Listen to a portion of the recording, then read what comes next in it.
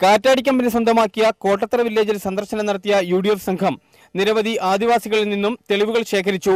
അവ പരിശോധിച്ച തിരുവഞ്ചൂർ രാധാകൃഷ്ണൻ തട്ടിപ്പിന് വനം, റവന്യൂ, രജിസ്ട്രേഷൻ, പിന്നോക്കക്ഷേമം എന്നീ വകുപ്പുകളുടെ പിന്തുണയുണ്ടെന്നും ആരോപിച്ചു. അധികാരത്തിന്റെ ഉന്നതങ്ങളിൽ ഇരിക്കുന്ന ചില ആളുകളുടെ കൂടി സമ്പൂർണ്ണ മനസ്സറിവോടുകൂടി കേരളം കണ്ടതിലെ ഏറ്റവും വലിയ ആദിവാസി തട്ടിപ്പ് ഇവിടെ നടന്നിരിക്കുന്നു എന്നാണ് ഈ കമ്മിറ്റിക്ക് പൊതുവായി ബോധ്യപ്പെട്ടിട്ടുള്ളത്.